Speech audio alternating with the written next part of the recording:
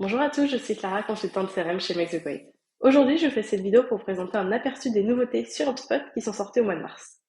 Donc ça va vraiment être un échantillon des nouveautés, il y en a beaucoup qui sont sorties à peu près toutes les semaines. Et pour aujourd'hui, je vais vous présenter les deux qui, selon moi, sont les plus importantes et qui vont avoir le plus d'impact sur l'utilisation d'HubSpot. Donc on va faire un focus plutôt axé vente avec le tunnel de vente, tout ce qui est pipeline.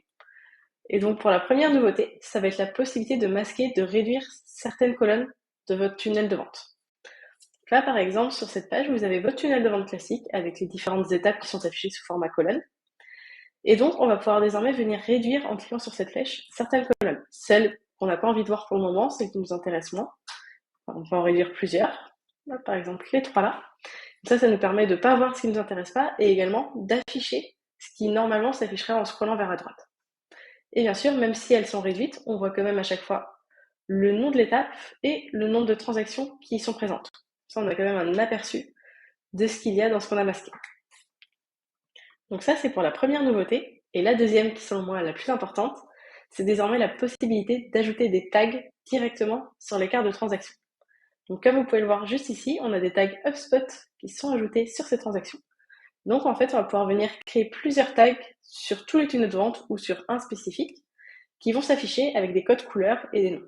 Donc ça permet d'avoir tout de suite quelque chose de très visuel et de savoir en un coup d'œil à quoi correspond chaque transaction.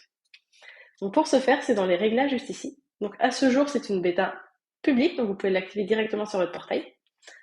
Et donc dans les réglages sur les transactions, on peut aller ici dans le pipeline, donc tunnel de vente. Et donc on va avoir cette nouveauté juste ici, qui est la personnalisation des tags sur les transactions. Donc si on clique dessus, on voit qu'il y en a déjà un qui a été créé, nommé HubSpot avec la couleur et le fait qu'il est présent sur tous les pipelines. Donc ça va pas juste être sur un, ça va vraiment impacter tout le monde. Donc là, par exemple, si j'en ajoute un nouveau, donc je peux définir le nom du tag qui sera affiché. Je peux également ajouter une description pour que les autres utilisateurs d'HubSpot savent à quoi ça correspond. Je peux définir la couleur à associer, le tunnel de vente, donc soit tous les pipelines, soit un spécifique.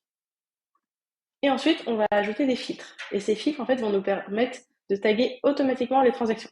Ce ne sera pas une action manuelle à réaliser en disant telle transaction, alors elle a tel tag. Ça va vraiment être à travers des filtres. Donc là, on va pouvoir utiliser tous les fils de transactions, donc les montants. Par exemple, ça peut être toutes les transactions qui ont un montant supérieur à 50 000 auront tel tag, ou inférieur à 5 000 auront tel tag, etc. Ça peut également tout ce qui est lié à la close date, pour tout ce qui est tag de priorité. Et ça sera toute, en fait, propriété de transaction par défaut d'HubSpot ou que vous avez créé pourra être utilisée en filtre pour venir définir votre tag. Donc là, par exemple, si je prends montant est supérieur à 50 000, hop, donc on peut toujours ajouter des et des ou dans les filtres de la même manière que dans les listes.